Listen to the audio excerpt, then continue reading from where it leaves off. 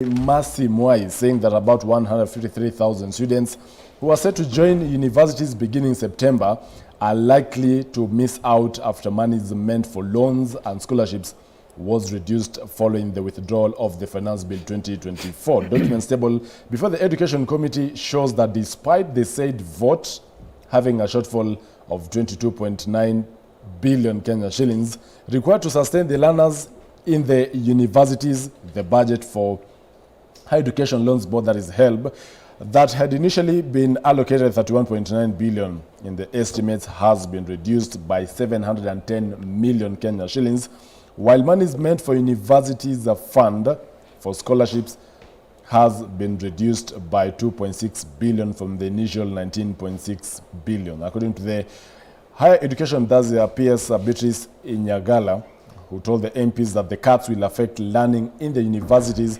should they not be reinstated. Now, Jennifer, you have served previously as a student leader. What do you make of today's headline on the People Daily? No loans for 153,000 Gen Zs in the wake of the Supplementary Budget 1 of 2024, which is now before the Budget Committee for consideration. Thank you, Joy. Now, this is crazy to start with. I can't imagine we have 150,000 students who are not able to access education with a government that didn't, during the finance bill, had zero allocation in terms of academics. We could not see any of them propose that let's add more funding to the university. Now, especially now that they changed the way of funding and it's a bit heavy on the parent. And now you can clearly see why we are calling out this entire government. Their focus is wrong. When you deny education, you can imagine, and some of them are beneficiaries of free education that was offered to us by the late President Kibaki. So this is crazy. If anything, they're even spiting us more because now we'll have those students in the streets. Because how do you say that you do not have money to fund 150 students, yet yesterday in the news we saw a whole governor spending 1 million on one crate of soda? Make it make sense. You had a budget allocated to renovations for about billions of money. Yet we have 150 students who are going to, miss out on education. So this is why we're in the streets actually. Because every other day you realize that the entire system has a problem, and this is, this is basic. Education is basic, health is basic, and the government clearly has no priorities in terms of Kenyans. They're not putting Kenyans. It's not only education. Trust you me, it's more than this, because there is this funding, there is the CBC, it's not yet stable, but we are not seeing government trying to put efforts in these areas. The efforts is in, the silly things. So you cannot cut funding for education and then you want us to believe that you need to renovate a building. On top of that, yesterday the same paper had highlighted of how the budget cuts in the education sector, that includes actually TSC, will also affect hiring of 46,000 JSS interns. The JSS interns are to permanent and pensionable, terms. Do you feel the Kenya Kwanza government lacks sensitivity in terms of the social sectors that are supposed to be allocated much money because they will impact more people? Yes, absolutely. That's not only socially, but just generally entirely. Because where is our money? If anything, you're increasing taxes, you're taking more loans. So where is this money going to? Because honestly, if you're moving around the country, there is no infrastructure happening. If you're yesterday or it's the day before that, we saw coffee farmers on the street.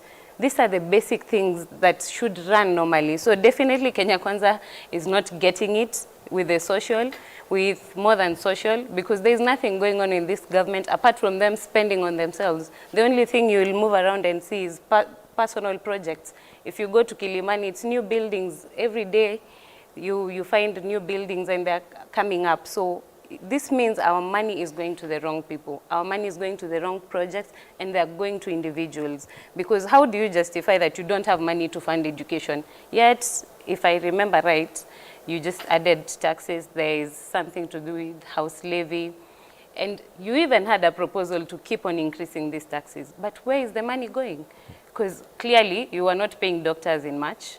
That's why they're on the streets for 3 months.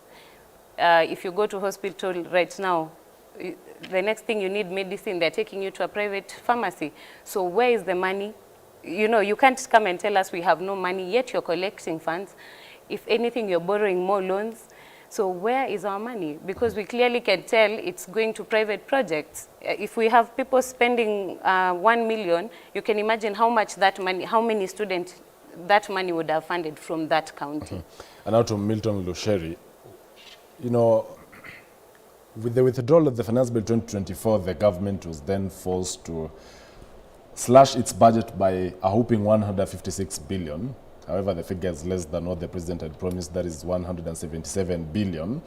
And it's now clear that it's the social sectors that are being affected with what's on our dailies this morning, especially university students, or those that have already attained the age of 18, because they constitute the huge chunk of those in the universities. Don't you feel these will keep fueling the ongoing Gen Z demos? Well, thank you so much, Joe, because of inviting me to your studios today.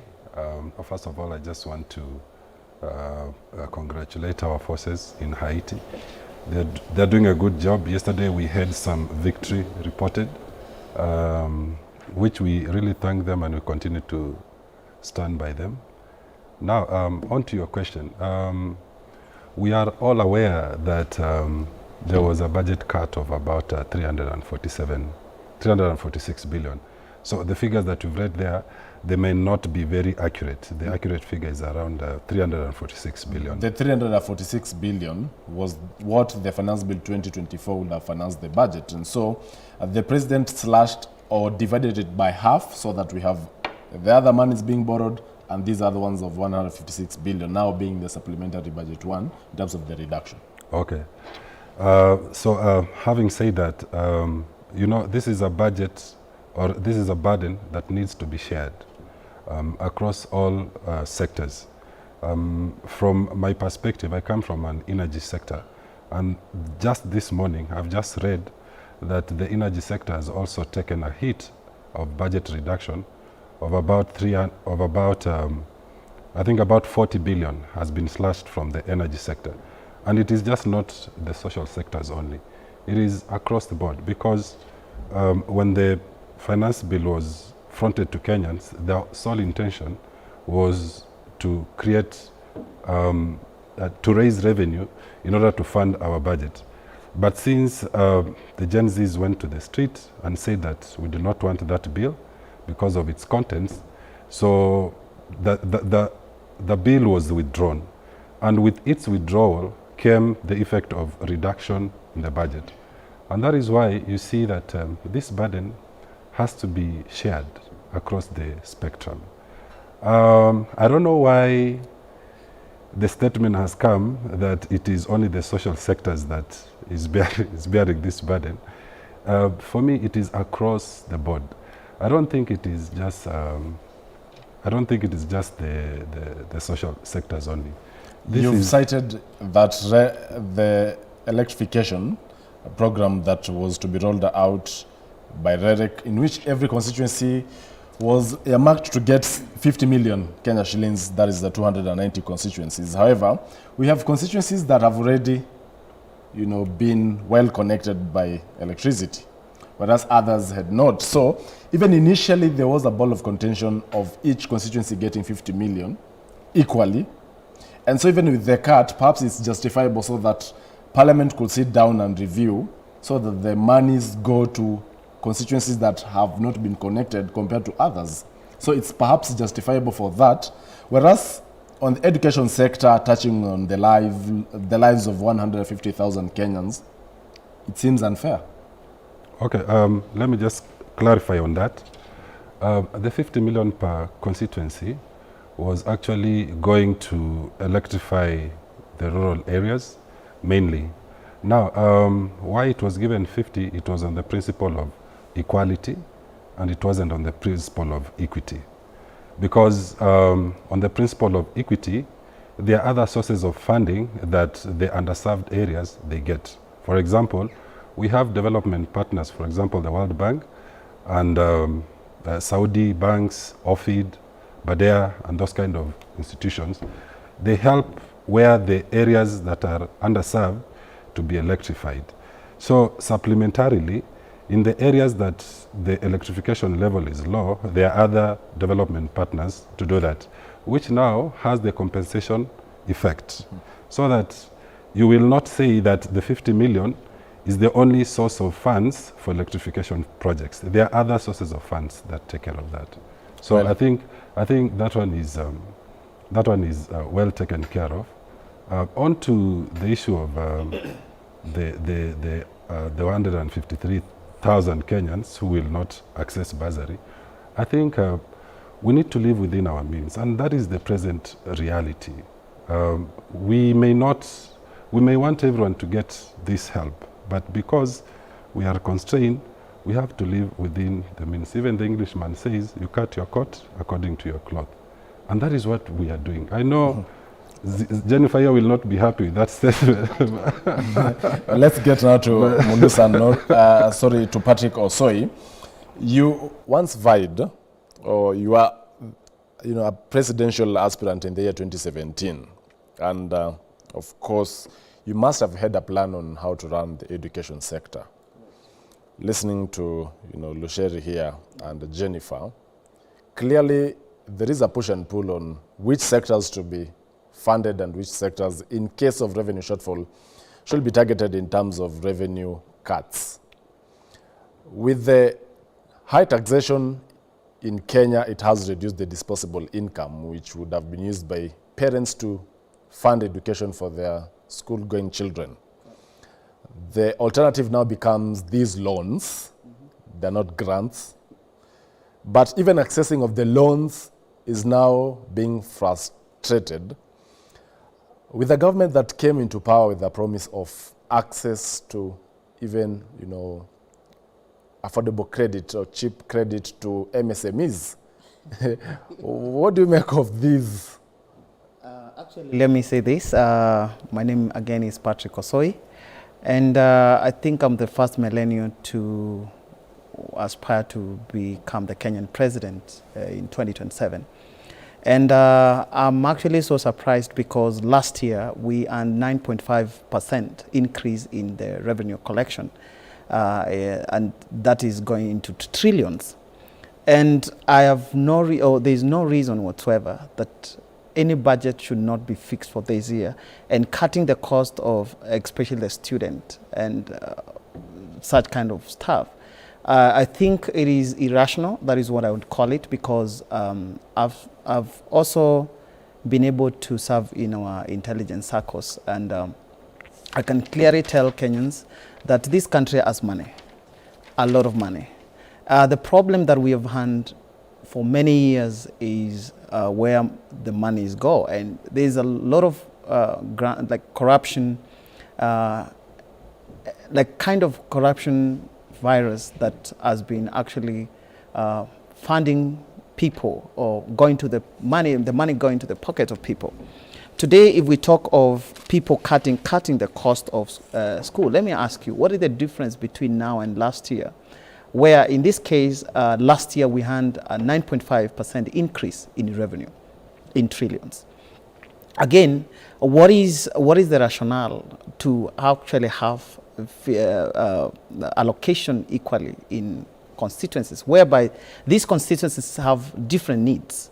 So we need to come to reality and allow experts to run these kind of things, because what we have allowed in our country today is that we do not have experts who are clearly advising the executive on how to run the government or to run such kind of whatever. And I would say that the Gen Z effect has given Dr. William Ruto, who is the president of this country, a loophole to actually evade some of the things that he is responsibly supposed to do. I would actually say even sacking the cabinets is one of the things that he used as Gen Z thing to actually counter his enemies or people that he didn't want in his cabinet. We should be seeing young people in the cabinet reshuffles that if he was genuine enough to have done that. Two, in matters cutting the loans for the student. And I've asked again, what rationale do they have to say that they are going to cut that? Yet last year, we were in a very constraining budget economy, and we still earned a raise of 9.5% increase in our revenue. We should be seeing money flowing and every sector working the way it's supposed to work. Yes, sir. Well, still on the same, People Daily that is on page 5. Here's something to note. The Higher Education Loans Board that is held had initially been allocated 31.9 billion Kenya shillings, which is now set to be reduced by 710 million Kenya shillings, with only 710 million Kenya shillings affecting 150,000 Kenyans.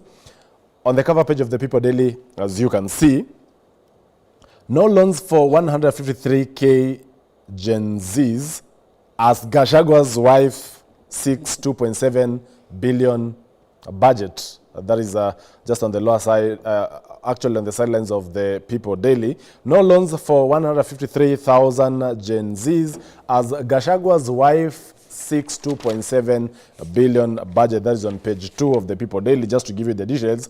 Because actually, of late, with the media, especially us covering Parliament, have been restricted from accessing some of these committees, even as a very crucial supplementary budget one is being reviewed. Now, members of Parliament yesterday rejected a request from the DP's office made, as the Deputy President Rigathi Gachagwa's office made a spirited fight for reinstatement of the 2.7 billion budget despite an announcement by President William Ruto that it had been scrapped.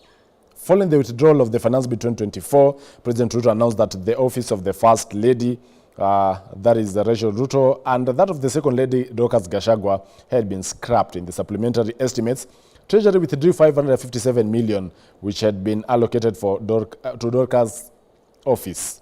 But yesterday, MPs rejected to return the budget. Trouble started when the Principal Administrative Secretary, that is a PS, in the DP's office, Patrick Mwangi, who had appeared before the MPs to defend the office's budget, which had been slashed by 4.8 billion to 2.7 billion, lobbied for the budget reinstatement on grounds that some of the operations had kickstarted,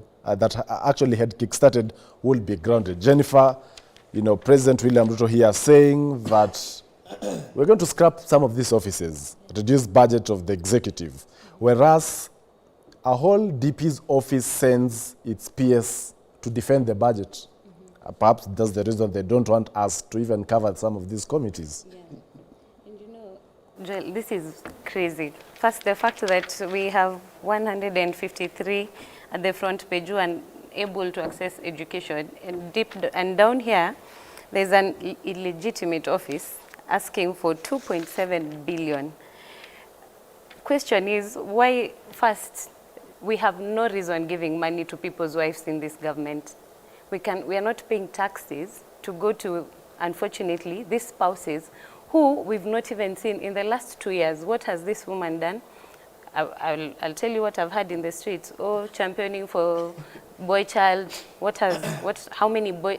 Actually, boys, there are a lot of males who are killed during demonstrations. So where is her voice in this? Those are boy childs.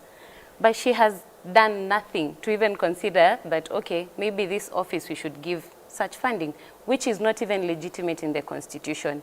Yet you have these same boys who want to go to university, lacking 153 of them, they're part of that, who have zero, like you're taking funding from them, but you want us to give to Gachagwa's office, or rather the pastors, so that they also invite Benny in very soon to come and pray for Kenyans. This is hypocrisy, this is crazy. I actually don't understand how a PS would go to Parliament to present such a thing. If we saw him present the budget for students, it would be different. And on what capacity? Are you working for this specific office, or are you working for Kenyans? And you see, Joel, we are saying this is very simple. when he said we should live within our means, I think he should address that to the president and this current government, because they are the ones who are living beyond their means. If anything, they're stealing from us. So I do not understand. I'm happy that it was turned down, but the audacity that even we are still protesting, that you give us, for accountability, for good governance, but you go ahead. Even the president himself said, okay, Kenyans, we are trying to listen, so let's scrap off this. And you go and defend. Milton, this time round, it's good that it will actually augur well with the Gen Zs that the MPs rejected it. Previously, we had with a parliament that perhaps was just rubber stamping anything that was brought before them. Could this be now the pressure from the Gen Zs, especially when they are greeted online, that now they had to turn down? But the fact that, a PS from the DP's office, goes to defend a budget, is it in bad taste? Okay.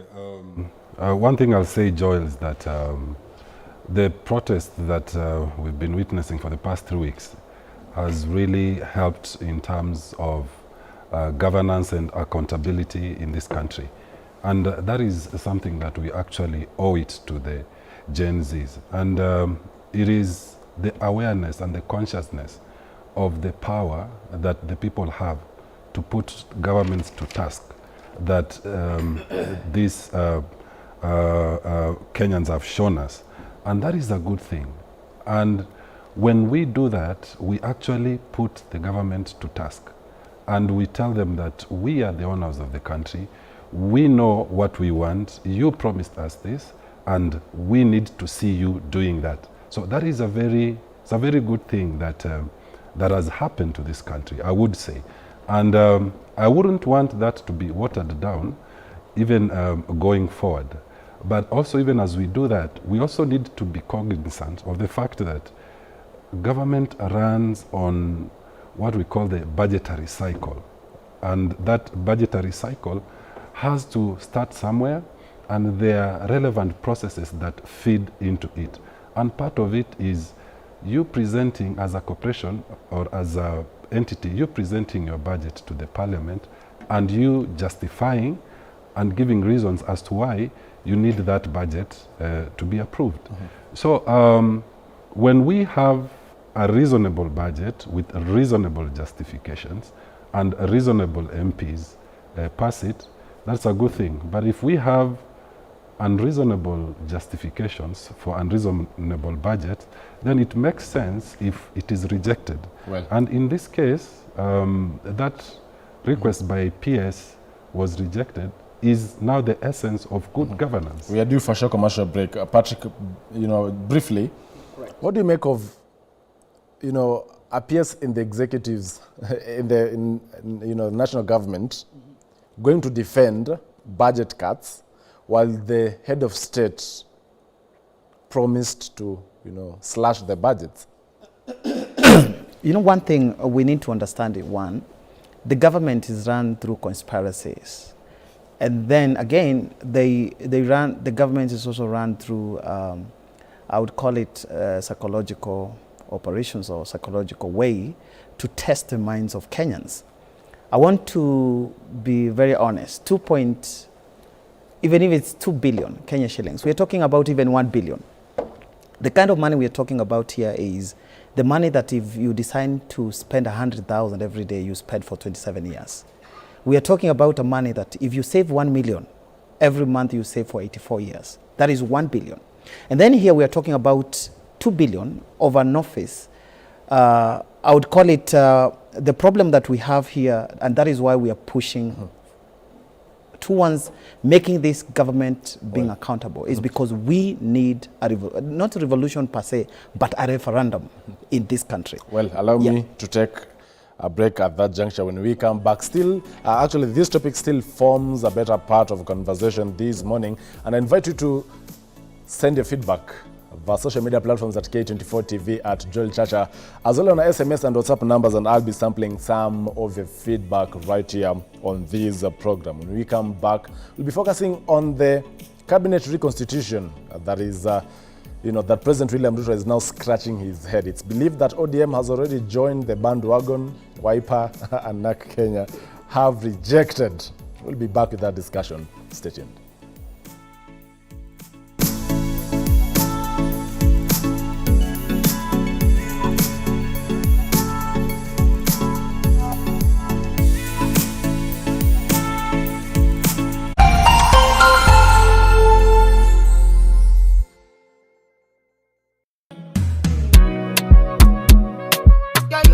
It's Ricardo, baby, now you especially designed, oh. You know be their mate, oh. Your Balenciaga no be fake, oh. Do you know what a man go through to bring my love to you? If this isn't true love, tell me what it is. If not Bali visa,